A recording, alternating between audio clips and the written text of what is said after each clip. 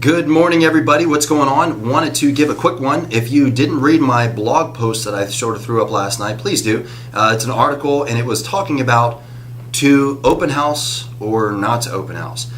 This is a question that comes up a lot from a lot of our clients. Whenever we walk into a listing appointment, it's one of the major things that people bring up. And there's one of two things that take place. Either A, they mention, well, we were talking to an agent and they don't do any open houses, or I was working with an agent and they didn't do any open houses.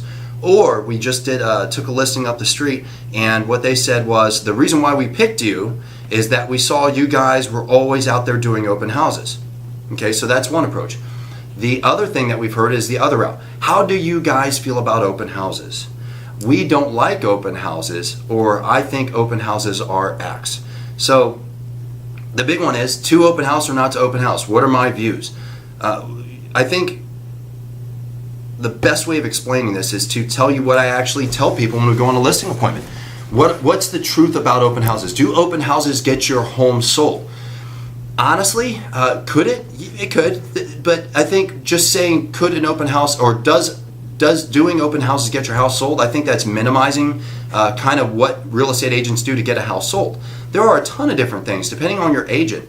You start off with good quality photos, hopefully, good quality photos. It goes into the MLS, multiple listing, right? And that's the beginning of the start. From the MLS, depending on which MLS, it's going to syndicate. It's going to syndicate to Zillow and Trillia, and I'll probably do something on that and tell the truth. Because, example, San Diego uses Sandicor, right? Riverside uses the CR MLS, which is a little bit different. Well, it's completely different.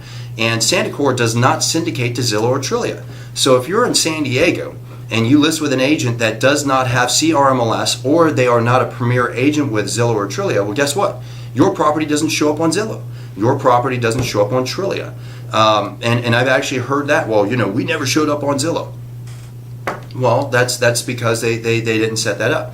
But you have to understand, selling a house, there's multiple things that are taking place. Whether it's MLS, Zillow, Trillia, social media, which we do a ton of stuff on. We do a lot of video work for homes as well. And when I say social media, you're talking about YouTube, we're talking about Facebook, Instagram, Snapchat, pretty much across the board. We Twitter, we use Twitter as well.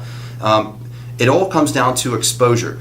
Open houses are part of that big picture. Open houses, can I expose the property? And this is what I would say. So let me tell you first the truth about open houses. Will an open house, or will open houses alone sell your house? The answer is no. Or maybe. You might have somebody that walks in and says, oh, this is the open house, and wow, this is amazing. I was just driving by, I saw some signs, I came here and I want to buy the house. That happens. It does happen.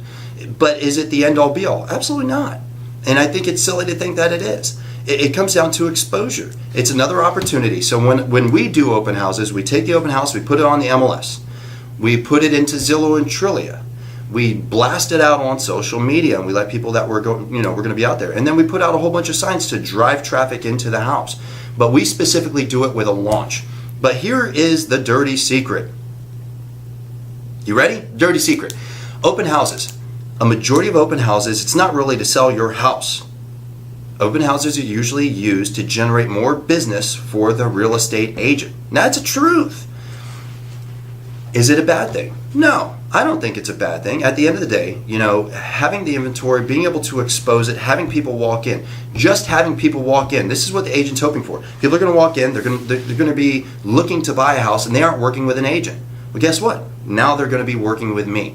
If they do buy that house, fantastic. If they don't, I'm going to line them up with an appointment. I'm going to show them some other houses that they're potentially going to buy.